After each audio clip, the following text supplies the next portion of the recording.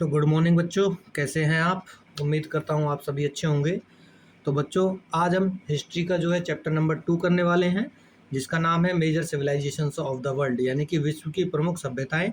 और इसमें हम 6 सभ्यताओं के बारे में पढ़ेंगे, 6 सिविलाइजेशंस के बारे में पढ़ेंगे।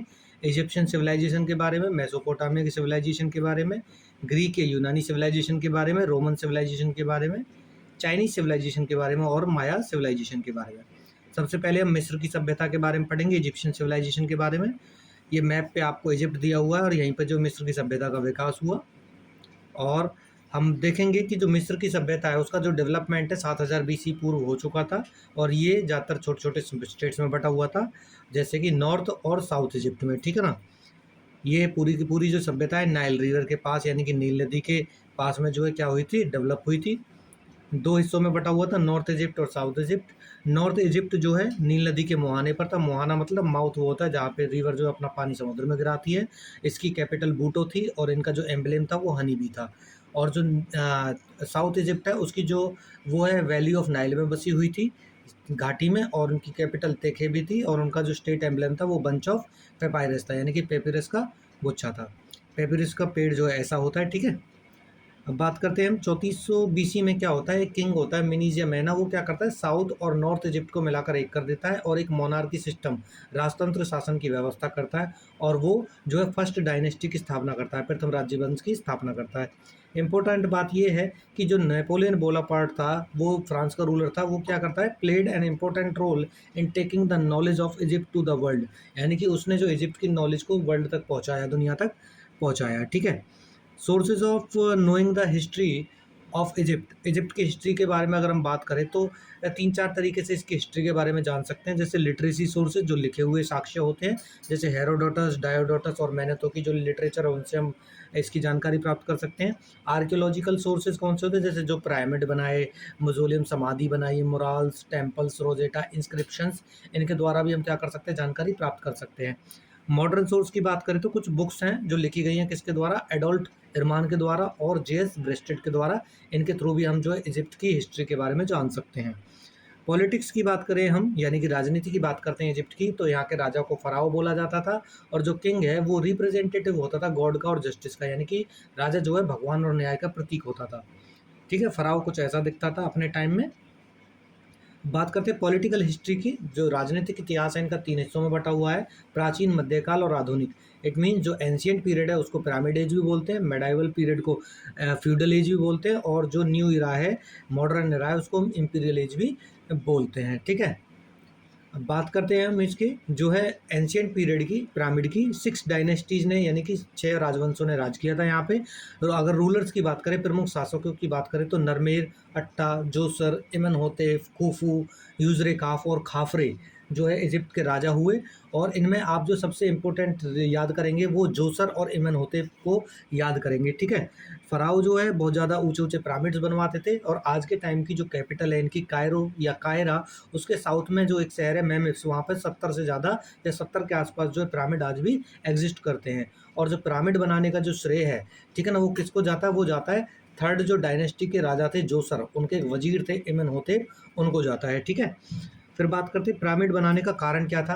भाई क्यों इतने ऊंचे ऊंचे पिरामिड बनाए इन्होंने। पहली बात तो ये थी कि इमोर्टलिटी और ग्लोरी ऑफ किंगडम, यानी कि अनश्वरता और समृद्धि का प्रतीक था वो, यानी कि दूर दूर तक इनकी समृद्धि फैलती थी जो है। ठीक है ना। और सिंबल ऑफ फराओ, यानी कि फराओ की याद में भी जो एक तरह से उनको बनाया जाता था।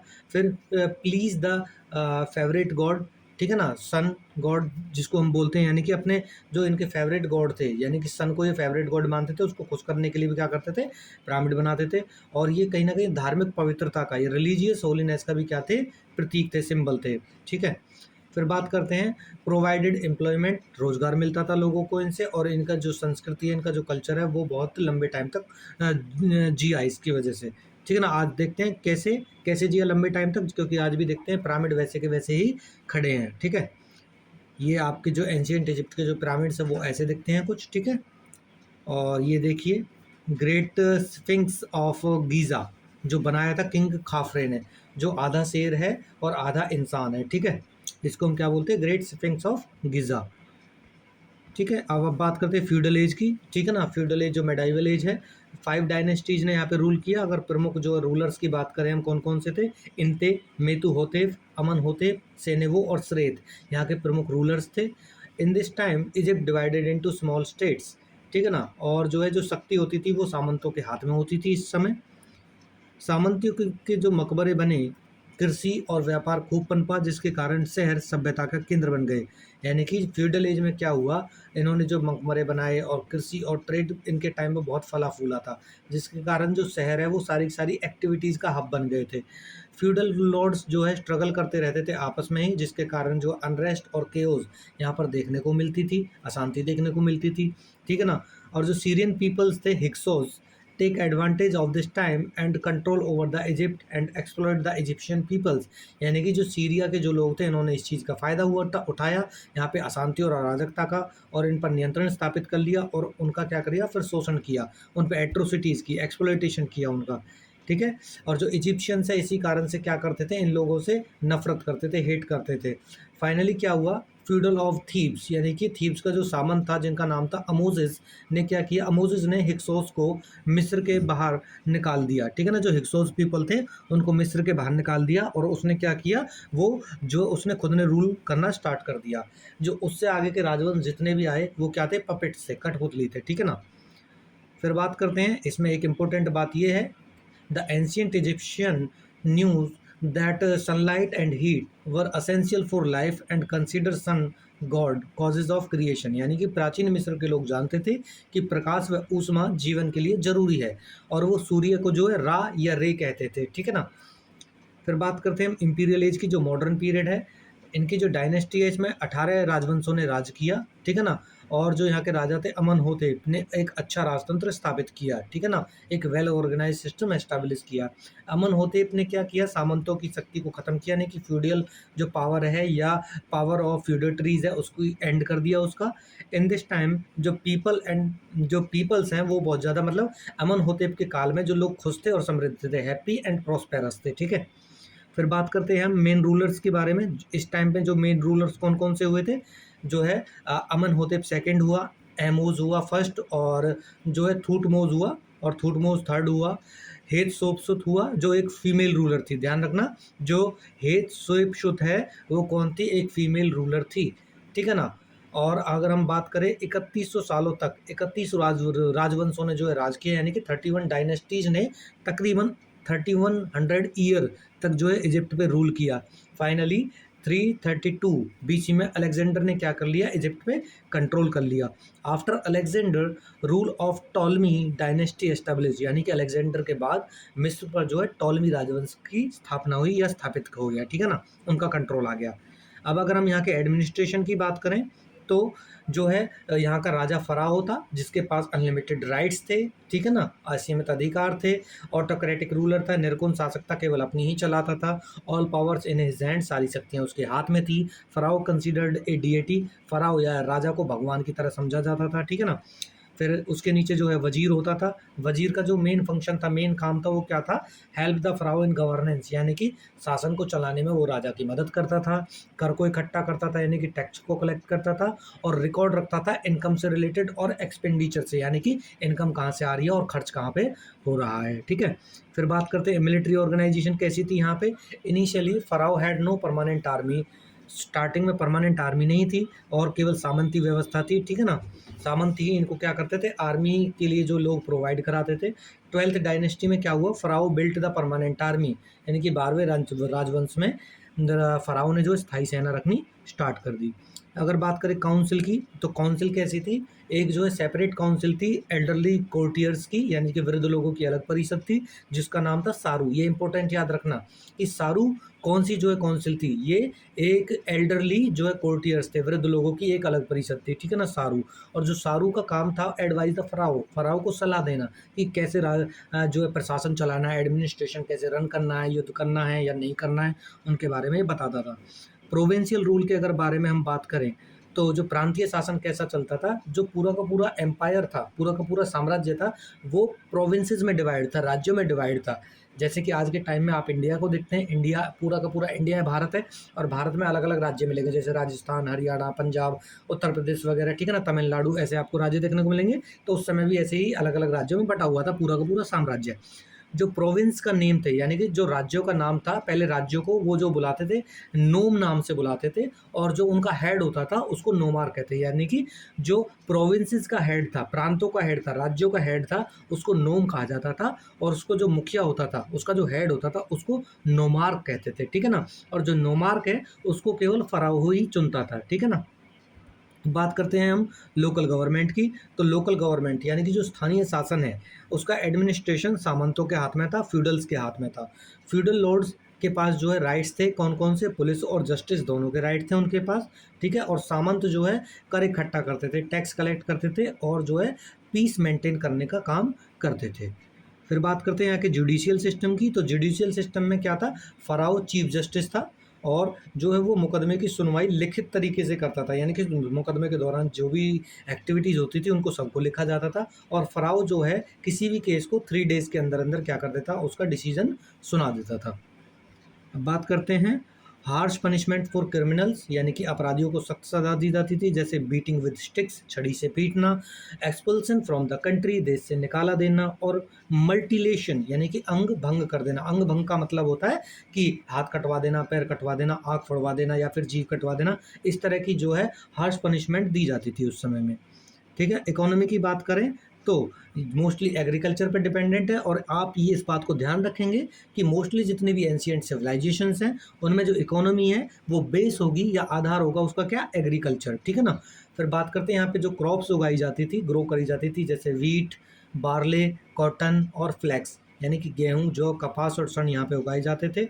अंगूर, अंजीर, खजूर जैसे फ्रूट्स भी उगाए जाते थे यहाँ पे, ठीक है ना। और pharaoh special attention on agriculture, proper agreement of the irrigation, यानी कि देखिए इन्होंने क्या किया, यहाँ पे एग्रीकल्चर पे बहुत ज़्यादा ध्यान दिया जाता था, और एक प्रॉपर अरेंजमेंट था किसका, इरिगेशन का, सिंचाई की अच्छी व्यवस्था थी, यानी कि खेतों में किस तरह से पानी वानी जाएगा उसकी व्यवस्था बहुत अच्छी थी।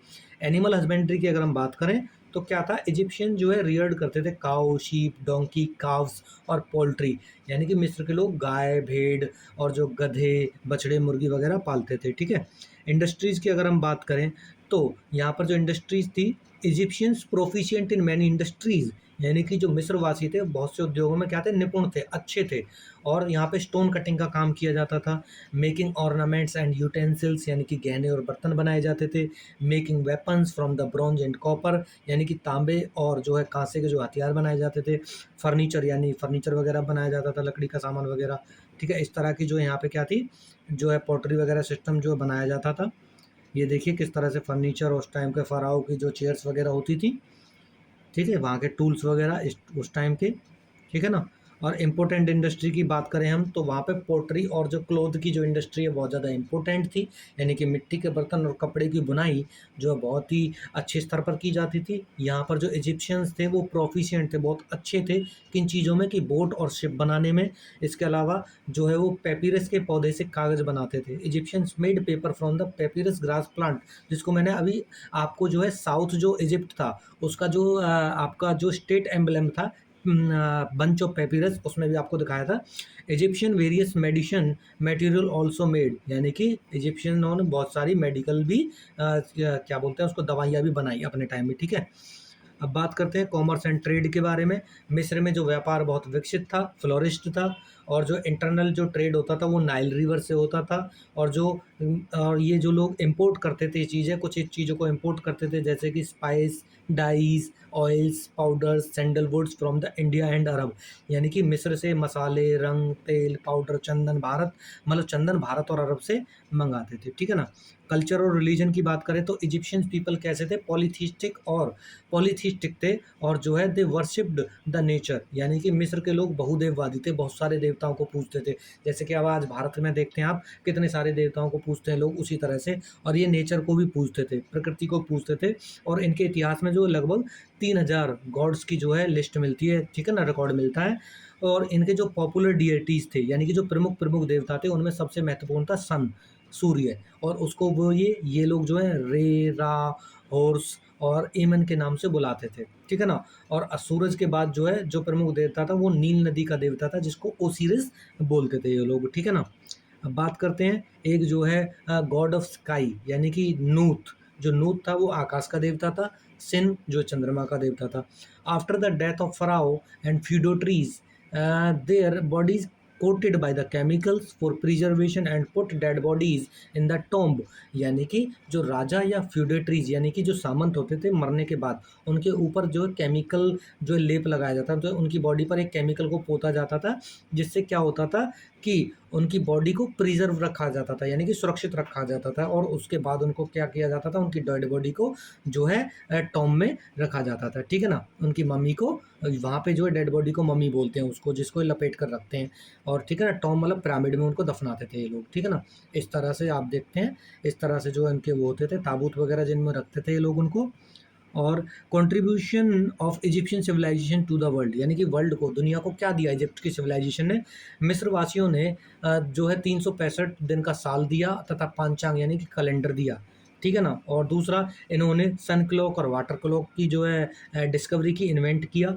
फील्ड ऑफ मेडिसिन में बात करें तो इन्होंने क्या किया, prepare chemical which preserve the body after the death. इन्होंने एक ऐसी जो है कुछ दवाइयाँ बनाई जिसके थ्रू क्या करते थे, केमिकल्स बनाए जिसके थ्रू डेड बॉडी को सुरक्षित रखते थे, ठीक है ना। जैसे कि आज भी देखते हैं प्रेजेंट टाइम में बहुत सारी ऐसी डेड बॉडीज निकलती हैं कि वो ऐसे लगता है जैसे वो मतलब इतनी सुरक्षित है उनकी बॉडीज़ इन केमिकल्स के ज़रिए कि आज भी बहुत ही सेफ़ है उनकी बॉडीज़ मरने के बाद भी। और इनकी जो लिस्ट में तकरीबन 600 दवाइयों के नाम मिलते हैं, ठीक है ना। अच्छा, ये देखिए वीविंग वगैरह का काम यहाँ पे बहुत ज़ोर-ज़ोर से होता था। और ये आपकी सन क्लॉक है और ये कैलेंडर है इनका, ठीक है। और ये इनकी जो है वाटर क्लॉक है और ये पेपिरस का गुच्छा है, ठीक है। तो अब हम पढ़ेंगे मेसोपोटामियन सिविलाइजेशन के बारे में, मेसोपोटामिया की सभ्यता के बारे में पढ़ेंगे, ठीक है। आप ये देख लीजिए जो मैप पे कहाँ पर है, देखिए इजिप्ट यहाँ पर है और मेसोपोटामिया यहाँ पर, इजिप्ट यहाँ पर दिखेगा आपको, ठीक है ना। ये अरबियन पेनिनसुला है, अरबियन पेनिनसुला में सऊदी अरब वगैरह जो देश है वो पड़ते हैं। इधर जो है ईरान वगैरह पड़ता है। ये जो जो आपका एनातोलिया लिखा हुआ है ये आपका आज के टाइम का जो टर्की है उसको बोलते हैं, ठीक है। अब बात करते हैं हम मेसोपोटामिया। जो मॉडर्न जो इराक है यहीं पर कभी मेसोपोटामिया की सभ्यता थी, ठीक है ना। मेसोपोटामिया एक ग्रीक वर्ड है, यूनानी शब्द है जो दो शब्दों से मिलकर बना हुआ है, मेसो और पोटम। मेसो का मतलब होता है मिडिल, मध्य में, और पोटम का मतलब होता है रिवर, यानी कि पार्ट्स बिटवीन टू रिवर या फिर लैंड बिटवीन टू रिवर, ठीक है ना। जो लैंड है बिटवीन दो रिवर्स के बीच में पड़ती है उसी को बोलते हैं हम क्या, मेसोपोटामिया। और दो दो रिवर हैं, वो कौन सी है, टिग्रिस और यूफ्रेट्स है। आप ये देखिए ऊपर आपकी टिग्रिस रिवर दिखेगी आपको और नीचे यूफ्रेट्स रिवर दिखेगी, ठीक है। अब बात करते हैं सिविलाइजेशन फ्लोरिश्ड इन मेसोपोटामिया। मेसोपोटामिया में भी 3 सिविलाइजेशन फ्लोरिश्ड हुई, पनपी, विकास हुआ उनका। पहली सुमेरिया की सभ्यता, दूसरी बेबीलोनिया की सभ्यता और तीसरी असीरिया की सभ्यता। और कहा जाता है कि सुमेरिया की सभ्यता ने इस सभ्यता को जन्म दिया, बेबीलोनिया की सभ्यता ने इनको ऊंचाइयों तक पहुंचाया और असीरिया की सभ्यता ने जो है ग्रहण किया और विकास किया, ठीक है। अब बात करते हैं sources of knowing the civilisation of Mesopotamia. किन किन सोर्सेज से इसके बारे में जाना जा सकता है। पहला एक बेहुस्तीन इंस्क्रिप्शन है, दूसरा सूसा इंस्क्रिप्शन है, रोजेटा इंस्क्रिप्शन और रिलीजियस लिटरेचर। इन सब के थ्रू जो है हम क्या है जान सकते हैं। इंस्क्रिप्शन क्या होता है, जो पत्थर वगैरह पे, दीवारों वगैरह पे कई बार हम लिखवा देते हैं, वही इंस्क्रिप्शन होता है, ठीक है। अब बात करते हैं एक इनकी जो है हम्मुराबी कोड भी है, हम्मुराबी की संहिता, उसके द्वारा भी जानकारी मिलती है। और जो मटेरियल मिला है यहाँ से, कहाँ कहाँ से, उर, इरीडू, लगाज, निपुर से जो है मटेरियल मिला है, ठीक है ना, उनके द्वारा भी जानकारी मिलती है। इसके अलावा जो मिट्टी की प्लेट पर कुछ अभिलेख लिखे हुए हैं यानी कि inscribed on the clay plates, ठीक है। फिर बात करते हैं सिविलाइजेशन ऑफ सुमेरिया, सुमेर की सभ्यता के बारे में बात करेंगे। तो 4500 बीसी में क्या हुआ है, सुमेरियन जो रेसेस हैं यानी कि सुमेरिया जो जाति है उसने अक्काद, बेबीलोनिया, एलम, मूसा जो है ट्राइब्स को हराकर उस पर जो कंट्रोल एस्टेब्लिश कर लिया था और छोटे छोटे राज्य स्थापित किए, स्मॉल स्टेट्स एस्टेब्लिश किए और सभ्यता का विकास किया, डेवलप किया। और लगाश, उरूक और ये सभी एक दूसरे से आ जाते, यानी कि ये जितने भी शहर थे, जितने भी टाउन्स थे, वो एक दूसरे से आ जाते, कोई किसी के कंट्रोल में नहीं था। Each city has had on DAT, यानी कि हर एक शहर का अपना एक देवता था। ठीक है। Each city has independent ruler, सबका अपना एक स्वतंत्र शासक था, राजा था। और जो है रूलर का जो नेम था वो उसको पटेसी जो है होता था, उसका जो रूलर का नाम होता था वो पटेसी होता था उस समय, ठीक है ना। और जो है अगर बात करें जो पटेसी का कार्य था, फंक्शन ऑफ पटेसी क्या था, टैक्स कलेक्ट करना, ठीक है ना, शहर को जो है एक्सटर्नल इन्वेजन्स या अटैक्स से बचाना, जनता के मुद्दों पर निर्णय देना, ठीक है ना। फिर बात करते हैं सुमेरियन जो है इन्वेंटेड द कॉनिफॉन स्क्रिप्ट, ठीक है ना। सुमेरियन लोगों ने जो है कॉनिफॉन स्क्रिप्ट, ठीक है ना, क्लार लेखन की जो है खोज की। क्लोरियन जो है इसका मतलब क्या होता है, जो क्यूनस का मतलब होता है कील, ठीक है ना, क्योनी का मतलब होता है क्यूनास से लिया गया जिसका मतलब होता है कील, कील के अक्षर जैसे दिखने वाली राइटिंग, उसी को बोलते हैं कॉनिफॉन। बेबीलोनियन सिविलाइजेशन, अब पढ़ेंगे हम बेबीलोनिया की सिविलाइजेशन के बारे में। अब तक हमने पढ़ा सुमेरियन, सुमेरिया की सभ्यता के बारे में, हम पढ़ेंगे बेबीलोनियन सभ्यता के बारे में। बेबीलोनिया की जो सभ्यता है जो है हेमराइट नदी पर मेसोपोटामिया के दक्षिण में विकास हुआ इसका। फिर जो एमोराइट्स लोगों ने, जो सेमेटिक लोगों की शाखा थे, ठीक है ना, उन्होंने शुरुआत किया, एक ब्रांच थी उनकी ये। फिर 100 सालों के आपसी संघर्ष के बाद अंततः हम्मुराबी ने मेसोपोटामिया पर नियंत्रित कर लिया और पूरे साम्राज्य को एक कर दिया, ठीक है ना। यानी कि आगे बढ़ते हैं हम, फिर देखते हैं। और देखिए आपको जो है कहीं ना कहीं जो है बेबीलोनिया की सभ्यता में एक चीज जो है ऐसा स्ट्रक्चर दिखेगा जिसका नाम है जिगुरात। और जो है जिगुरात पूछा भी जाता है, जिगुरात क्या है, तो जिगुरात के बारे में आप क्या लिखेंगे, जिगुरात के बारे में लिखेंगे ये पिरामिड जैसी संरचना है, स्ट्रक्चर है, ठीक है ना, जिसकी लेंथ विड्थ और हाइट तीनों क्या होती है, 300 फीट होती है, ठीक है ना। और ये कहाँ पे मिला है, सुमेर शहर में मिला है, ठीक है, इस तरह का शहर था, ठीक है। फिर बात करते हैं मेजर रूलर्स कौन कौन से थे यहाँ पे। तो मेजर रूलर्स की बात करें तो निसी, अम्मी सदका और नेबूचडनेजर, गद्दास, कसाइड्स और सम्मीजदाद, नाबोपोलाशर, ऐसे जो रूलर्स हुए यहाँ पे। और देखिए आप रूलर्स को हो सकता है देखकर थोड़ा सा नर्वस हों, आप कहेंगे कि इनको याद कैसे करेंगे, तो आपको सारे के सारे रूलर्स याद नहीं करने हैं। आपको इसमें सबसे ज़्यादा जो इम्पोर्टेंट है वो पढ़नी है मेसोपोटामिया, वो इजिप्शियन सिविलाइजेशन। और इजिप्शियन सिविलाइजेशन में भी जो जोसर है और इमन होतेप है उनको याद रखना है, ठीक है ना। अगर मेसोपोटामिया की सिविलाइजेशन आपको पढ़ें तो मेसोपोटामिया की सिविलाइजेशन में आपको जिगुरात वगैरह पढ़ना है, ठीक है ना। और इनका जो आगे कल्चर आएगा, सोशल, रिलीजन और ऐसी लाइफ को याद रखना है बस, ठीक है ना। अगर बात करें हम फिर क्या था, तो इनके जो रूलर थे उन्होंने रूल किया तकरीबन 536 बीसी तक। और जो सेमेटिक थे, ठीक है ना, सेमेटिक कौन थे, सेमेटिक जो speaking races coming from the Middle East, जो सेमेटिक लोग थे वो सेमेटिक भाषा बोलते थे और मध्य एशिया से आए थे, ठीक है ना। असीरियन सिविलाइजेशन की बात करेंगे हम। जो असीरियन सिविलाइजेशन है वो जो है क्या थी, सेमेटिक लोगों ने दजला नदी के तट पर असुर नामक शहर बसाया, यानी कि उन्होंने क्या किया, टिग्रिस रिवर के पास एक असुर जो है सिटी बचाया, और जिसके नाम पर इस सिविलाइजेशन का नाम पड़ा क्या, असीरिया, ठीक है। सेमेटिक पीपल्स रूल्ड 700 ईयर्स, उन्होंने तकरीबन 700 साल तक रूल किया। और इनका जो पहला पावरफुल किंग था वो था टिग्लिथ पिलेसर फर्स्ट, ठीक है। और अदर मेजर किंग्स की बात करें तो कौन थे, सारगोन सेकंड और जो है सेंचरीब और इजार हद्दोन, इनके मेन क्या थे, वो थे, ठीक है ना, रूलर्स थे। इसमें आप पहला याद रख सकते हैं, पहला पावरफुल किंग कौन था, तो टिग्लिथ पिलेसर फर्स्ट इनका पहला राजा था। और दूसरा एक क्वेश्चन याद रख सकते हैं आप यहाँ से कि असीरिया जो शहर है वो किसके नाम पर उसका नाम पड़ा है, कि असुर जो शहर में पहली बार जो सभ्यता बसी जिसके कारण इसका क्या हुआ, असुर नाम पड़ा, असीरिया नाम पड़ा।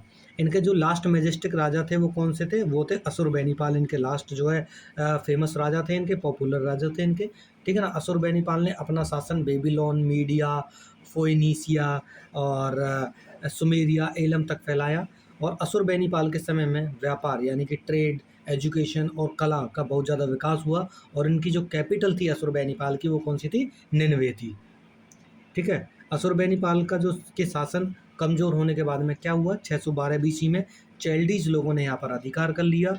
और असीरिया का राजा जो है सेना का भी प्रमुख होता था। राजा के बाद जो है लिम्मू या तारतन सेना का प्रमुख होता था, चीफ होता था आर्मी का, आफ्टर दैट किंग। फिर बात करते हैं असीरियन जो एम्परर थे, असीरिया के जो राजा थे, निनवे में भवन, बड़े महल, मंदिर और पुस्तकालय को बनवाया उन्होंने। यानी कि उन्होंने क्या, जो उनकी कैपिटल थी निनवे, वहाँ पे बड़ी बड़ी बिल्डिंग्स बनवाई, पैलेसेस बनवाए, टेम्पल्स बनवाए और लाइब्रेरीज वगैरह बनवाई, ठीक है ना। और जो हर राजा था, यानी कि जो राजा नया आता था, वो क्या करता था, abandoned old places palaces and got a new one, यानी कि प्रत्येक नया राजा पुराने महल को छोड़कर नए महल में रहने के लिए जाता था। असीरियन असीरियन राजाओं ने 150 सालों तक निर्कुंज शासन किया, ऑटोक्रेटिक रूल किया, ठीक है ना। फिर बात करते हैं एडमिनिस्ट्रेशन की यहाँ के की। तो सिमिलर इन ऑल सिविलाइजेशंस, ये ज़्यादातर सभी सभ्यताओं जैसा ही था। शुरुआत में लोकतंत्र था यहाँ पर, लेकिन परंतु बाद में जो है मोनार्की ऑटोक्रेटिक सिस्टम आ गया।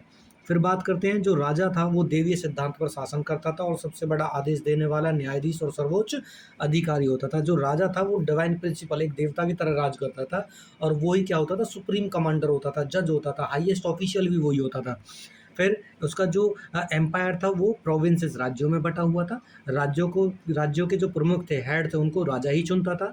और अगर बात करें गवर्नर जो होता था राज्यों का, वो क्या करता था, वो टैक्स कलेक्ट करता था, पीस मेंटेन करता था और रूलर को सपोर्ट करता था। किसमें, वॉर वगैरह में, युद्ध वगैरह में रूलर को सपोर्ट करता था वो राजा को।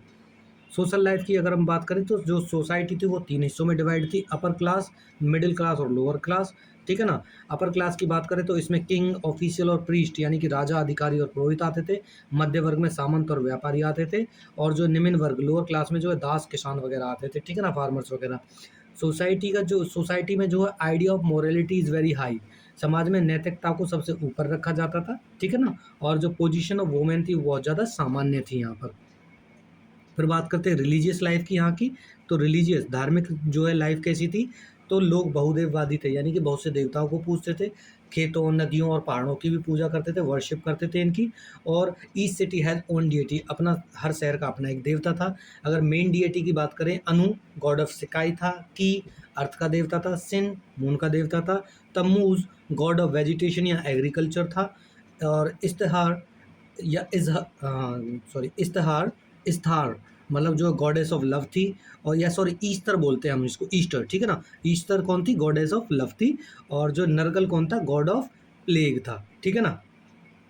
अब बात करते हैं, to please these gods deities sacrifice were made, यानी कि देवताओं को खुश रखने के लिए बलि भी दी जाती थी, ठीक है। अब बात करते हैं इकोनॉमिक लाइफ के बारे में, ठीक है ना। आर्थिक जीवन कैसा था इनका। मेन ऑक्यूपेशन क्या था, एग्रीकल्चर था, जिसमें जो wheat, barley, olives, cottons, grapes वगैरह जो ग्रो करते थे ये लोग। और इंडस्ट्री और ट्रेड बहुत ज़्यादा एडवांस लेवल का था, विकसित हुआ पड़ा था बहुत ज़्यादा। और जो है यूनियंस थी कहाँ पे, इंडस्ट्री और ट्रेड में संघ बने हुए थे, लोगों ने अपने अपने संघ बनाए थे, ठीक है ना। फिर बात करें एक्सचेंज की, जो एक्सचेंज होता था, विनिमय, आदान प्रदान होता था, वो गोल्ड, सिल्वर और कॉपर से होता था। एनिमल्स की बात करें तो ऊँट और बकरी पालते थे, कैमल और गॉड्स स्पेशल थे।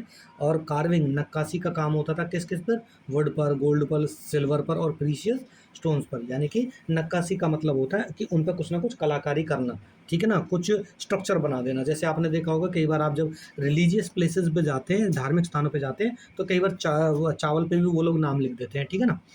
अब बात करते हैं ग्रीक सिविलाइजेशन की, ठीक है। तो अब हम करेंगे ग्रीक सिविलाइजेशन और यूनानी सभ्यता।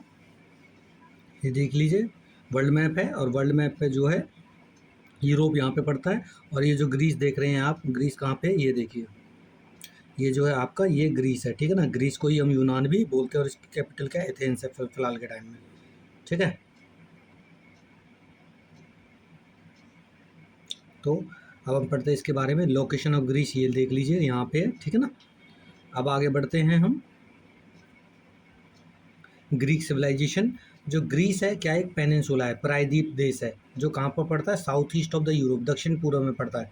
प्रायद्वीप हम उस देश को बोलते हैं, या प्रायद्वीप हम केवल उसको बोलते हैं, पेनिनसुला, जो 3 तरफ से जो ज़मीन पानी से घिरी हुई होती है।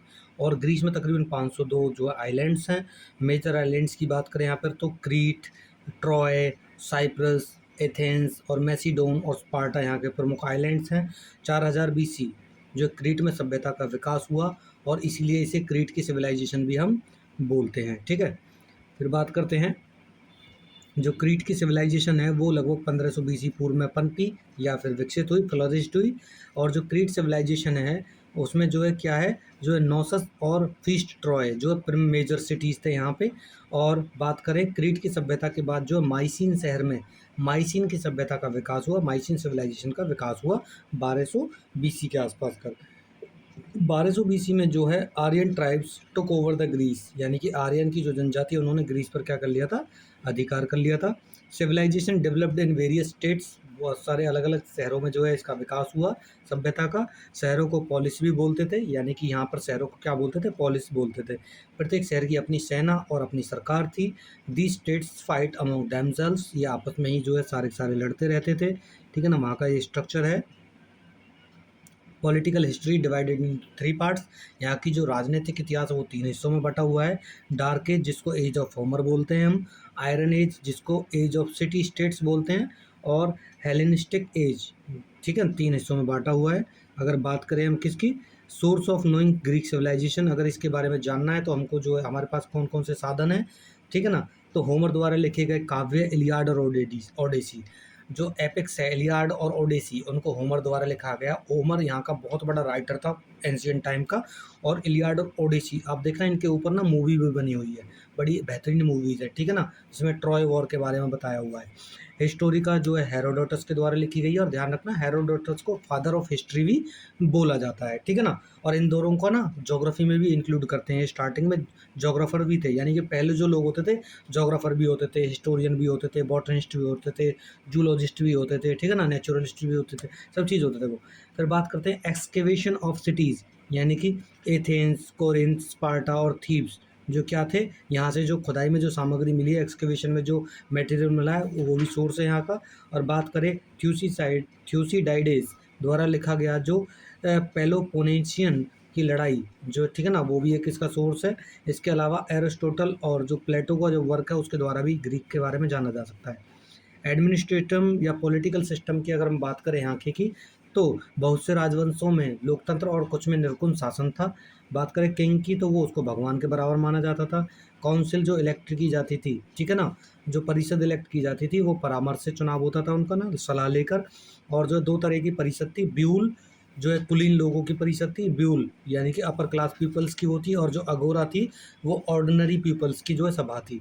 ठीक है ना, only independent peoples participate in councils. पर बात करते हैं अलेक्जेंडर, जो अलेक्जेंडर है, ठीक है ना, सिकंदर के समय को हेलेनिक समय कहा जाता है। और Alexander kills his father in 336 BC and became ruler of Macedonia. ठीक है ना, उसने अपने पिता को मारा और मैसिडोनिया का राजा बना।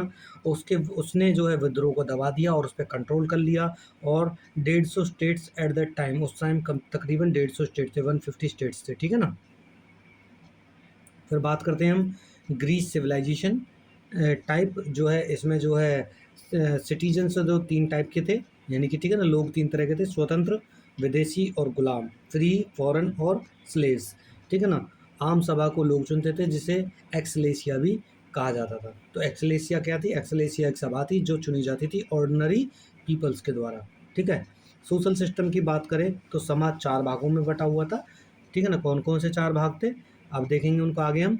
देखिए यहाँ पे क्या था, कुलीन लोगों के पास ज़मीन और जायदाद थी, उनके पास जो है बहुत से गुलाम, और ये लोग लड़ाई में भी भाग लेते थे। यानी कि जो एरिस्टोक्रेसी थी या एरिस्टोक्रेट थे, उनके पास बहुत ज़्यादा लैंड और प्रॉपर्टी थी, और वो वॉर्स वगैरह में भी जो पार्टिसिपेट करते थे। मिडिल क्लास की बात करें तो इनमें जो ऑर्डिनरी पीपल और फ्री मैन आते थे। ठीक है, इंडिपेंडेंट जो वर्कर्स थे उनको थीट कहते थे। ये क्वेश्चन भी आता है कि ग्रीस में जो है इंडिपेंडेंट वर्कर को क्या बोलते थे, थीट बोलते थे, और स्लेव्स को क्या बोलते थे, हेलोट कहते थे। धार्मिक विश्वास और सामाजिक प्रथाएं बहुत ज़्यादा प्रचलन में थी यहाँ पर। ठीक है, फिर बात करते हैं इकोनॉमिक एंड ट्रेड। ठीक है, तो ग्रीस बहुत समृद्ध था, प्रॉस्पेरस था। इसका जो व्यापार दूर दूर तक होता था। Spread for and wide. Industries की बात करें तो क्ले और मेटल यूटेंसिल्स बनाए जाते थे, वेपन्स बनाए जाते थे यहाँ पर बहुत सारे, किसके, सॉइल्स के या फिर क्ले या मेटल के। फिर बात करते हैं ऑयल फ्रॉम ऑलिव्स, जैतून से तेल निकाला जाता था। फर्नीचर का काम किया जाता था। Gold, silver, iron found in the mountains. ठीक है ना, agriculture was not given attention here, कृषि पर विशेष ध्यान यहाँ पर दिया नहीं जाता था। यहाँ पर ऐसी पॉटरी देखिए आपको मिलेगी ग्रीक यूज में। फिर बात करते हैं यहाँ के किसकी, रिलीजियस एंड कल्चरल लाइफ कैसी थी, तो लोग जो है पॉलीथीस्टिक थे, बहुदेववादी थे। फिर वर्शिप नेचर एंड एनिमल्स, प्रकृति और पशुओं की पूजा करते थे। बिलीव इन घोस्ट भूतों वगैरह में भी जो विश्वास करते थे ये लोग। मेन डिएटीज़ की बात करें तो ज्यूज गॉड ऑफ स्काई देखता था। अपोलो सूर्य के देवता को बोलते हैं। पोसाइडन गॉड ऑफ समुद्र को बोलते हैं। पोसाइडन से रिलेटेड अगर आपको मूवी देखनी है तो आप देखिए एक्वामैन, जिसमें पूरे के पूरे जो है पोसाइडन और जो उसका जो हथियार है, पता नहीं उसको ड्राइडेंट बोलते हैं, पता नहीं ऐसा कुछ बोलते हैं, उसके बारे में बहुत बेहतरीन मूवी है वो। मार्स गॉड ऑफ वॉर बोलते हैं उसको। और डेमित्र प्यार की देवी थी, गॉडेस ऑफ फूड थी ये, ठीक है ना। ये देखिए अपोलो ऐसे दिखते थे, ज्यूस ऐसा वहाँ पे जो दिखाया गया है। इसके अलावा पोसाइडन ऐसा दिखाया जा गया है, गॉड ऑफ सी। और देमेत्री क्या है, गॉडेस ऑफ फूड को ऐसा दिखाया गया है, ठीक है ना। फिर बात करते हैं एंटरटेनमेंट, इंजॉयमेंट के लिए क्या होता था, डांसिंग, सिंगिंग, एनिमल फाइट वगैरह की जाती थी। Greeks made temples, large sculpture और जाइंट स्टैचूज, बड़ी बड़ी प्रतिमाएं भी इन्होंने बनवाई। Herodotus was the first historian of Europe, was patronize the court of the famous Greek ruler Pericles, ठीक है ना। पेरिक्लीस के उसमें था, यानी कि हेरोडोटस पहला इतिहासकार था जिसने यूरोप में पेरिक्लीस के दरबार में संरक्षण प्राप्त किया। संरक्षण मतलब वो राजा उसको जो है इनकम वगैरह देता था मंथली और उसको वहीं पर रखता था, ठीक है। अब हम बात करेंगे रोमन सिविलाइजेशन के। देखिए रोमन एम्पायर इतने जो है उसमें फैला हुआ था रोमन सिविलाइजेशन। फिर बात करते हैं हम रोमन सिविलाइजेशन के बारे में।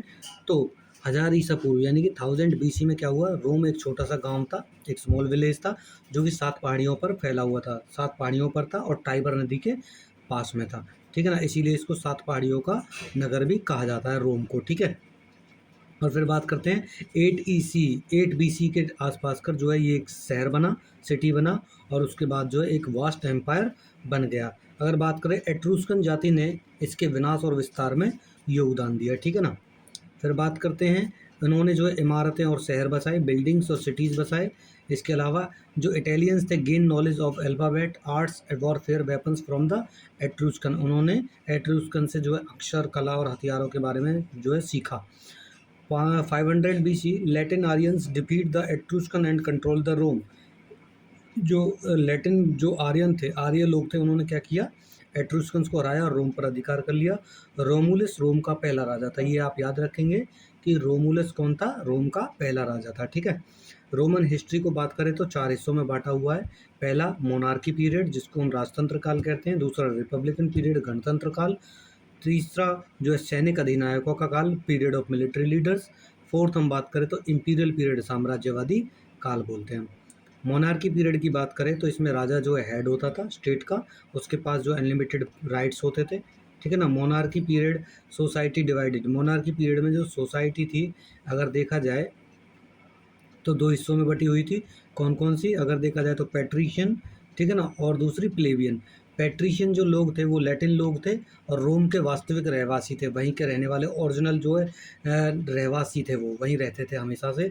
और उसमें मोस्टली अगर देखा जाए तो हाई एंड एरिस्टोक्रेटिक फैमिलीज आती थी, ऊंचे और कुलीन परिवार आते थे। प्लेबियन की बात करें तो इसमें कौन से थे, फ्री स्लेव्स, स्वतंत्र दास थे, लैंडलेस और poor peoples, they have no political right, जिनके पास कोई भी राजनीतिक अधिकार नहीं था। इस समय रोम में सड़क, नहर, पुल, मंदिर और रोम के चारों तरफ की दीवार बन गई थी, ठीक है ना। अब बात करें एज ऑफ ऑगस्टस, ऑगस्टस का जो पीरियड है वो 27 BC से लेकर 14 BC तक है। गोल्डन एज की बात करें तो उसकी इसकी ऑगस्टस की एज को हम गोल्ड, ऑगस्टस का जो काल था, पीरियड था, उसको हम गोल्डन एज भी बोलते हैं। Period of peace, prosperity and unprecedented progress under him, इसके काल में शांति समृद्धि का काल कहा जाता है और इस काल में अभूतपूर्व उन्नति हुई थी। ये देखिए ये ऑगस्टस है, ठीक है। Sources of knowing Roman civilisation के बारे में हम कैसे जान सकते हैं, तो इंस्क्रिप्शन से जान सकते हैं, यानी कि जो अभिलेख है उनसे जान सकते हैं। 12 जो है प्लेक्स ऑन 12 टेबल्स, यानी कि 12 पट्टिकाओं पर लिखे 12 लेख हैं जो है, और जो पुरोहित द्वारा लकड़ी की तख्तियों पर जो इंस्क्रिप्शन लिखे गए हैं उसके द्वारा जान सकते हैं, ठीक है ना, प्रीस्ट के द्वारा लिखे जाते हैं। इसके अलावा the work of Levi, Levi की जो रचनाएं हैं, ठीक है ना, उनसे पहचान सकते हैं। पोलिबियस और डायोडोरस के जो लेख हैं या फिर जो राइटिंग्स है उनसे हम जो इसके बारे में जान सकते हैं। एडमिनिस्ट्रेटिव सिस्टम की अगर हम बारे में बात करें तो यहाँ का republican system, hands on senates which is elected by the peoples, गणतंत्र पूरी तरह सीनेट के हाथ में था जिनको लोगों द्वारा चुना जाता था, किसको, सीनेट को। और तकरीबन उसमें 300 जो मेंबर्स होते थे और मोस्टली कौन से होते थे, पैट्रिशियन क्लास के होते थे, ठीक है, जिनको हाई क्लास भी बोला जाता है। सीनेट अपॉइंटेड 2 जजेस कॉल्ड कॉन्सोल्स और टेन्योर 1 ईयर था उनका। देखा जाए तो जो सीनेट थी वो 2 जजों की जो है अपॉइंटमेंट करती थी, जिनको कंसोल कहते थे, और जिनका जो टाइम पीरियड था काम करने का साल था वो केवल 1 साल होता था। फिर बात करते हैं for helping the consoles a financial officer is called quester. Console की मदद करने के लिए, जजेस की मदद करने के लिए एक वित्तीय अधिकारी, फाइनेंशियल ऑफिसर भी होता था, जिसको क्वेस्टर कहा जाता था। जजेस की बात करें तो चीफ जस्टिस, जनरल और एडमिनिस्ट्रेटर यहाँ पर होते थे एडमिनिस्ट्रेशन में। फिर बात करते हैं एडमिनिस्ट्रेटर की हेल्प के लिए 3 ऑफिसर्स होते थे, प्रशासक की मदद के लिए 3 अधिकारी होते थे। जैसे कि एक कौन था, सेंसर्स था जो टैक्स कलेक्ट करता था, दूसरा एलडीज था जो शांति बनाने का काम करता था, और तीसरा प्रोटोर था जो न्याय करने का काम करता था। ठीक है, कौन कौन से थे दोबारा देख लीजिए। सेंसर्स कर इकट्ठे करने का, टैक्स कलेक्ट का काम करता है, एलडीज पीस कीपर है, शांति बनाता है, और प्रोटोर जो है जज न्याय का काम करता है। All 3 officers 1 year time period. ठीक है, राज्यों का जो प्रशासन था, स्टेट का जो एडमिनिस्ट्रेशन था, वो गवर्नर द्वारा चलाया जाता था, और गवर्नर को कोई वेतन नहीं मिलता था। ध्यान रखिए, गवर्नर को कोई वेतन नहीं मिलता था, नॉन पेमेंटेबल था वो। ठीक है ना, और इसीलिए वह लोगों को से मनमाना अपनी मर्जी के अकॉर्डिंग क्या करता था, टैक्स कलेक्ट करता था। जो रूल्स थे passed by the senate and assembly could not rejected. जो रूल्स बनाए जाते थे वो सेनेट के द्वारा बनाए जाते थे, और जो असेंबली के लोग थे उसको रिजेक्ट नहीं कर सकते थे। फिर बात करते हैं इकोनॉमिक सिस्टम। मेन ऑक्यूपेशन यहाँ पे भी एग्रीकल्चर आ जाएगा, वो भी गेहूँ, जो बाजरा, अंगूर, जैतून, सेब वगैरह उगाते थे। Barley, millets, grapes, olives and apples. Animal husbandry का काम होता था। ठीक है ना, और जो लैंड है जो owned by the wealthy peoples, ज़्यादातर जो ज़मीन है वो अमीर लोगों के पास थी। ट्रेड, कॉमर्स एंड इंडस्ट्री की बात करें तो ज़्यादा विकसित नहीं था यहाँ पर। ठीक है, बात करें तो वर्क मेकिंग जो है, वर्क में क्या किया जाता था यहाँ पर, बर्तन यानी कि यूटेंसिल्स, कपड़ा उद्योग, टेक्सटाइल इंडस्ट्री, गोल्ड सिल्वर के जो है ऑर्नामेंट्स यहाँ पर बनाए जाते थे। स्टेट की इनकम की बात करें तो जो राज्य का आय का साधन था वो माइंस, प्रोडक्शन ऑफ सॉल्ट था। पीपल्स जो है इंपोर्ट करते थे क्या, मलमल का कपड़ा, मुस्लिन, फ्रॉम द इंडिया। आज भी जो है ढाका का जो कपड़ा है, ढाका का जो मलमल है, जो आज के टाइम में बांग्लादेश की राजधानी है, वो पहले कभी इंडिया ही था पूरा का पूरा। ठीक है ना, बांग्लादेश हो गया, पाकिस्तान हो गया, अफगानिस्तान, पहले सब इंडिया में थे। तो क्या था, वहाँ से मंगाते थे, मेटल्स अफ्रीका से मंगाते थे, और जो है सिल्क चाइना से मंगाते थे, और जो आयरन है वो ग्रीस से या यूनान से मंगाते थे। ठीक है ना, सोशल कल्चरल सिस्टम कैसा था यहाँ का, यानी कि सामाजिक और सांस्कृतिक जो है कैसा सिस्टम था यहाँ पर, तो foundation of society life family. ठीक है ना, और जो फैमिली थी वो यूनाइटेड थी, और जो है वो ओबे करती थी किसके ऑर्डर्स को, हेड के ऑर्डर्स को। यानी कि सामाजिक जीवन का जो आधार था वो क्या था, परिवार था। फिर दूसरा, परिवार एक साथ रहता था, सब लोग परिवार के मुखिया की बात मानते थे। लोग प्रेतों की पूजा करते थे। ठीक है ना, किसकी, नेचर की, गॉड ऑफ नेचर। फिर बात करते हैं हम मेजर डिएटीज़ की। तो जुपिटर कौन था, गॉड ऑफ पीस था। मार्स युद्ध का देवता था। वीनस प्यार की देवी थी। वेस्ता आग का देवता था। Apollo God of music and arts था। अपोलो संगीत और कला का देवता था। ठीक है ना, ये देखिए ऐसे स्ट्रक्चर थे वहाँ पे। ठीक है, एंशियंट टाइम में ये चर्च वगैरह है जो आपको सामने दिख रहा है, ये वाला। ये देखिए ये क्या है, कोलोजियम है, ये इंटरटेनमेंट के लिए यूज़ किया जाता था यहाँ पे। फिर बात करते हैं in republic period power hands on peoples but plebeian and slaves has no political rights and plebeian struggled for this.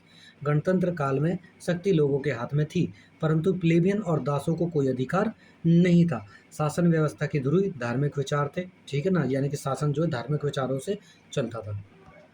फिर बात करते हैं, क्या आप जानते हैं इस बारे में, रोमन साम्राज्य में सड़कों का जाल बिछा हुआ था, नेटवर्क ऑफ रोड्स था। ठीक है ना, और सड़कें सभी प्रमुख शहरों और देशों को रोम से जोड़ती थी। ऑल रोड्स कनेक्ट, मतलब जो जितने भी मेजर रोड्स थे वो ऑल मेजर कंट्रीज और cities of the world with Rome, यानी कि सारी सारी जो शहरें हैं या सड़कें हैं वो रोम की तरफ जाती थी। ठीक है ना, इसीलिए उसको कहा जाता था सभी सड़कें रोम को जाती हैं। ठीक है, अब पढ़ेंगे हम चाइनीज़ सिविलाइजेशन के बारे में। चीन की सभ्यता, ये देखिए मैप पर चीन यहाँ पर है। ठीक है, अच्छा जी, फिर आगे बढ़ते हैं। ये वॉल ऑफ चाइना है, और ये आपकी जो है ये भी वॉल ऑफ चाइना का ही सीन है एक। ठीक है, चाइनीज सिविलाइजेशन की बात करें तो जो चीन की सभ्यता का विकास है वो सीकियांग रिवर के पास, हवांग हो नदी के पास, वांग हो रिवर के पास हुआ 3000 BC के आसपास कर। और जो Chinese people considered flood as a disaster but rivers play role in development of Chinese civilisation, यानी कि जो चीन के लोग हैं बाढ़ को विनाश की तरह देखते थे, परंतु नदी ने चीनी सभ्यता के विकास में एक इम्पोर्टेंट या वाइटल रोल प्ले किया है। अकॉर्डिंग टू हिस्टोरियन जो फर्स्ट एम्परर था इनका वो कौन था? फूसी था। कौन था? फूसी इनका पहला राजा था, जिसका जो टाइम पीरियड है 2852 से लेकर 2738 बीसी तक बताया जा सकता है। और इसको याद रखना है आपको, फूसी को। जो फूसी था ने चीन के लोगों को घर बनाना, शिकार करना और पशुपालन की शिक्षा दी थी। सेकंड जो इनका एम्परर था वो कौन था? शेनमुंग था, जिन्होंने इनको एग्रीकल्चर करना सिखाया। पहला राजा कौन था? फूसी था। दूसरा राजा कौन था आपका? जो शेनमुंग था। पहले राजा ने इनको घर बनाना, शिकार करना, पशुपालन सिखाया, शिक्षा सिखाई। और फिर दूसरे राजा ने इनको कृषि करना सिखाया, एग्रीकल्चर से करना सिखाया। ठीक है। फिर बात करते हैं तीसरा जो राजा था इनका कौन था? Huang T. और जो हुआंग टी था उसको पीला शासक भी बोला जाता है, येलो एम्परर भी बोला जाता है। ये आपको याद रखना है। हुआंग टी कई बार पूछा जाता है कि इनका जो है पीला शासक किसको बोला जाता है, तो हुआंग टी को बोला जाता है। Huang T United the China, उसको चीन को उसने एक किया। ठीक है। ये फूशी की जो है एक पिक्चर है, पेंटिंग है। ठीक है।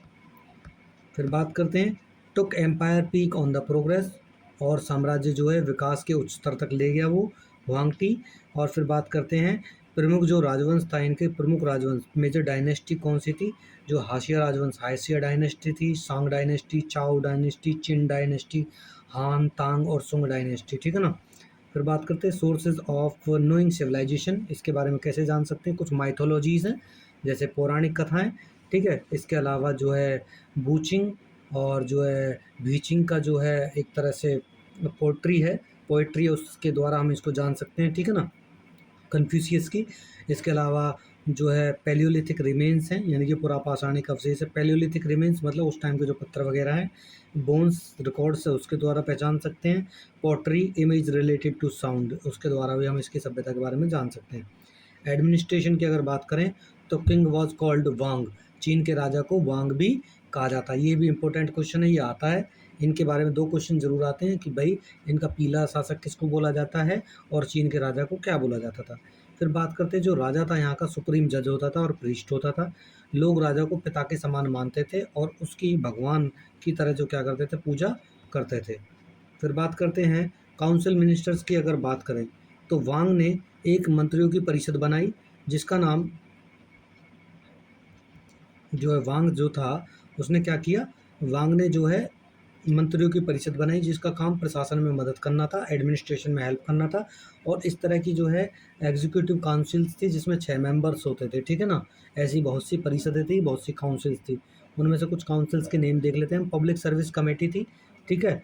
फिर दूसरा गुड्स एंड फाइनेंशियल कमेटी थी। रिचुअल्स एंड फेस्टिवल कमेटी थी। वॉर एंड डिफेंस कमेटी थी। पनिशमेंट एंड जस्टिस कमेटी थी और पब्लिक वेलफेयर कमेटी थी। ठीक है ना। ये सारी सारी इनसे रिलेटेड जितने भी वर्क होते थे उनके बारे में देखती थी। ठीक है।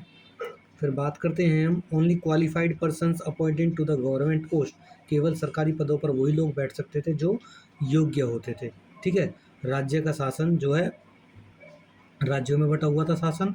और अगर बात करें 2 और 3 गांव को जो समूह होता था, ग्रुप ऑफ 2 और 3 विलेजेस, उसको बोलते थे हिन। और जो हिन था, जो हिन थे, कुछ हिन मिलाकर क्या बनाते थे, फू बनाते थे। ठीक है ना, जिसे राज्य कहते थे। ठीक है ना, बाद में राज्य कहते थे उसको। फिर जो small villages and towns administration run by the जज एंड गवर्नर अपॉइंटेड बाय जो है एम्परर, यानी कि गांव और जो कस्बे थे उनका जो शासन है न्यायाधीश और राज्यपाल द्वारा चलाया जाता था, जिसको राजा द्वारा चुना जाता था। ठीक है। ये ऐसे वहाँ पे स्ट्रक्चर देखने को मिलेंगे आपको चाइना में। इकोनॉमिक कंडीशन की बात करें तो एग्रीकल्चर मेजर रोल प्ले करता था। जो यहाँ पे मिलेट्स, राइस, व्हीट वगैरह, फ्रूट वगैरह ग्रो करे जाते थे। एनिमल हस्बेंड्री की जाती थी। और जो यहाँ की उर्वर भूमि थी, फर्टाइल लैंड थी, वहाँ पे जो है 9 families collectively cultivate this system called jingtian system. जो ये सिस्टम था, यानी कि उर्वर भूमि पर, फर्टाइल लैंड पर 9 परिवार मिलकर खेती करते थे, जिसे चिंगतियान सिस्टम बोला जाता है या जिंगतियान सिस्टम बोला जाता है। ठीक है ना। इंडस्ट्रीज़ की बात करें हम यहाँ पे, उद्योग धंधों की, तो यहाँ पे सिल्क इंडस्ट्री, फिशिंग, और जो पीपल्स है choose heredity occupation and considered sent to change. लोग जो है यहाँ पर रेशम का उद्योग करते थे, मछली पालन था और जो लोग हैं अपने वंशानुगत जो धंधे को संभालते थे, यानी कि जो उसके दादा करते थे वो उसके पिता करेंगे, जो उसके पिता करेंगे वो खुद करेगा, और जो वो खुद करेगा उसके बच्चे भी वही काम करेंगे, और अपने धंधे को बदलना वो पाप समझते थे।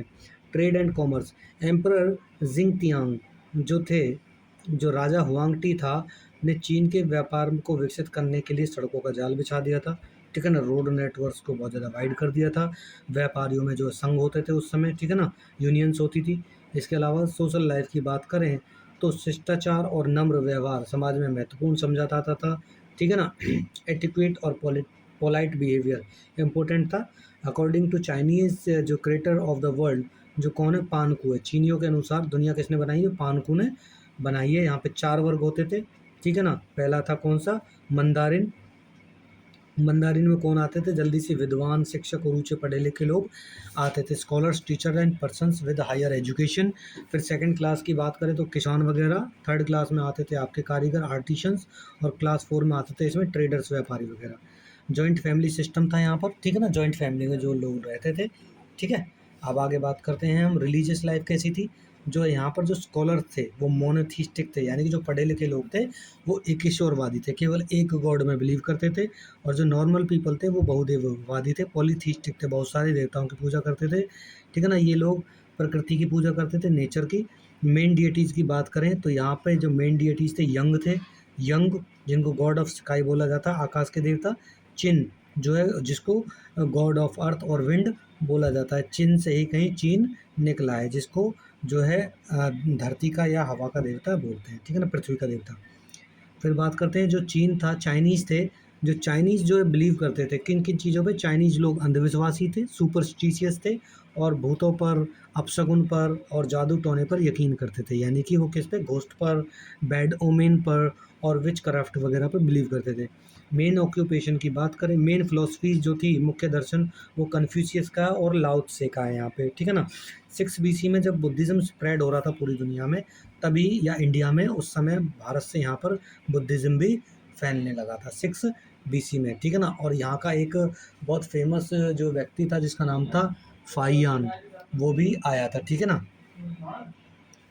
बात करते हैं, ये कन्फ्यूशियस है, इनकी जो फिलॉसफी बहुत फेमस है यहाँ पर, ठीक है ना। अब पढ़ेंगे माया सिविलाइजेशन, जो इसकी लास्ट सिविलाइजेशन, माया सिविलाइजेशन, ठीक है। माया सभ्यता के बारे में पढ़ेंगे। ये देखिए कहाँ पे एग्जिस्ट करती है माया सभ्यता, ये जो है इलाका है ये माया सभ्यता का है, ठीक है। अब बात करते हैं हम, देखिए माया सभ्यता में ऐसे स्ट्रक्चर आपको देखने को मिलेंगे, ऐसे स्ट्रक्चर आपको देखने को मिलेंगे, ठीक है। बात करते हैं माया सभ्यता की, माया सिविलाइजेशन की, जो नॉर्थ अमेरिका में जो है 500 से लेके 1000 BC में जो इसका डेवलपमेंट हुआ, विकास हुआ, और अप्रोक्सीमेटली इसको जो है 4000 BC के आसपास की जो इसको माना जाता है, इतनी पुरानी है ये। अगर इसकी बात करें, जो माया सभ्यता है जो कौन कौन से कंट्रीज़ में जो फैली हुई है, Guatemala, Belize, south east Mexico, Honduras और एल सल्वाडोर में ये फैली हुई है, ठीक है। और बात करते हैं क्या, cultural units of large towns and villages spread here and there which is connected to one another, यानी कि छोटे छोटे गांव और शहरों की संस्कृति इधर उधर फैली हुई थी और एक दूसरे से जुड़े हुए थे। मेजर रूलिंग डायनेस्टीज़ की बात करें तो यहाँ पर टीकल, कलकमुल, कोपान और पाले के ये यहाँ पर मिलते हैं। फिर बात करते हैं कैरेक्टरिस्टिक्स की, तो यहाँ पे जो भव्य स्थापत्य, ललित कला, खगोल विज्ञान और कैलेंडर वगैरह आपको देखने को मिलता है। Grand architecture, fine arts, astronomy और कैलेंडर वगैरह। House of walls made by the wood and roof made by the palm leaves. ये क्वेश्चन बहुत बार आता है कि जो माया सिविलाइजेशन में जो दीवार है वो किसकी बनी हुई होती थी, वुड की बनी हुई होती थी, और जो छत हैं, जो रूफ्स वगैरह है, वो पाम ट्रीज़ की, ताड़ के पत्तों की बनी हुई होती थी, ठीक है। सोर्सेज ऑफ हिस्ट्री की अगर हम बात करें तो जो यहाँ पर एक्सकेवेशन में कहीं ना कहीं रेलिक्स और अवशेष मिले हैं, मिट्टी के बर्तन मिले हैं, कार्विंग आर्टिस्ट ऑब्जेक्ट यानी कि वस्तुओं पर नक्काशी मिली है, ग्लिफ्स यानी कि कोई खास तरह का चिन्ह मिला है, ठीक है ना। एंशियंट जो माया सिविलाइजेशन है वहाँ पे जो है न्यू पर्सपेक्टिव बाय हैदर, यानी कि नया जो है परिप्रेक्ष्य, राज हैदर की रचना है, उसके द्वारा आप इसके बारे में जान सकते हैं। फिर माया की जो बुक्स हैं या कोडिसेस हैं, उनसे भी आप माया सिविलाइजेशन के बारे में जान सकते हैं। पॉलिटिकल सिस्टम की अगर बात करें तो head of the state, real man, ठीक है ना, या हेलेक यूनिक, जो है कॉस्मिक एंड सुपरनेचुरल रिप्रेजेंटेटिव होता था, जो हेड होता था। राजा राज्यों के मुखिया को हेलेनिक यूनिक बोलते थे और जो असली पुरुष कहते थे। तो आप यहाँ पे लिख सकते हो, राज्यों का मुखिया कौन होता था? हेलेनिक यूनिक होता था, ठीक है, जिसको असली पुरुष भी कहा जाता था। असली पुरुष जो है लौकिक और अलौकिक जगह का प्रतिनिधि माना जाता है उसको। जो हेड ऑफ सिटीज था, ठीक है ना, और यहाँ पे जो हेड ऑफ सिटीज था वो कौन था? वो बाताबोब था, जो check on any action and lead army, ठीक है ना। फिर बात करते हैं, असली पुरुष के अधीन शहरों के मुखिया होते थे जिन्हें बाताबोब कहा जाता था, और बाताबोब के अधीन उपमंडलों के सरदार होते थे जो बाताबोब के कार्य पर रोक लगा सकते थे, ठीक है ना। बाताबोब सेना का नेतृत्व भी करते थे, यानी कि असली पुरुष के अधीन कौन होता था? शहरों के मुखिया। शहरों के मुखिया जिन्हें क्या कहा जाता था? बाताबोब। बाताबोब के अधीन होते थे उपमंडल के सरदार, लेकिन सरदार जो इनके कामों पर रोक लगा सकते थे, ठीक है ना। और बाताबोब सेना का नेतृत्व भी करते थे। कल्चरल और रिलीजियस सिस्टम देखें तो इन्होंने जो इनका जो कैलेंडर स्टार्ट होता है वो जो 3114 बीसी से जो है स्टार्ट होता है, और 394 ईयर्स के बाद जो क्या होता है, एंड ऑफ पीरियड माना जाता है, यानी कि 394 वर्ष के बाद एक बागतून नाम का जो युग है, पीरियड है, वो क्या होता है? ख़त्म हो जाता है। इमेज ऑफ डिएटीज, देवताओं के जो चित्र हैं वो स्कल्प्टेड मास्क, गच्छकारी मुखौटों से बने हैं, ठीक है ना। और ये जो है क्या करते हैं? वर्शिप टेम्पल्स, पूजा मंदिरों में करते हैं। ये देखिए जो देवताओं के वो हैं ऐसे जो है उनसे बने हुए, मास्क वगैरह से बने हुए, ठीक है। Deities was the ancestors of the ruling class, ज़्यादातर जो जितने भी जो है देवता थे वो कौन थे? वो शासकों के वर्ग, यानी कि राजाओं के जितने भी जो है पिछली जनरेशन्स हुई हैं उन्हीं को देवता समझा जाता था। कोई भी काम करने से पहले बलि दी जाती थी, सेक्रीफाइस दिया जाता था। प्रत्येक शहर का अपना एक देवता होता था। Each city has own DAT. Economic system की बात करें तो यहाँ पर भी एग्रीकल्चर जो है और एनिमल हस्बेंड्री होते थे। एग्रीकल्चर में जो है आपका वीट, बार्ले, ग्राम और शुगर केन और कोकोनट वगैरह था। और एनिमल हस्बेंड्री में बात करें तो यहाँ पे काउ एंड गॉट जो है रियरिंग की जाती थी। मेकिंग बोट्स और कॉटन क्लोथ्स, कॉपर बेल्स और ऑर्नामेंट्स वगैरह यहाँ पर बनाए जाते थे। लोग नाव, सूती वस्त्र, तांबे की घंटी और गहने बनाते थे। बिल्डिंग्स, हाउसेज ऑफ बाताबोब हेलेनिक यूनिक वाज, ये क्या है? काउड बाई वुड्स, यानी कि लकड़ी से जो है बाताबोब और हेलेनिक यूनिक के घर बनाए जाते थे, ठीक है ना। हेलेनिक यूनिक वही है जो राज्य का जो हेड होता है, ठीक है। सामान्य लोगों के घर मिट्टी के बने होते थे जिन्हें ना कहा जाता था। ये क्वेश्चन आपको याद रखना है, ठीक है।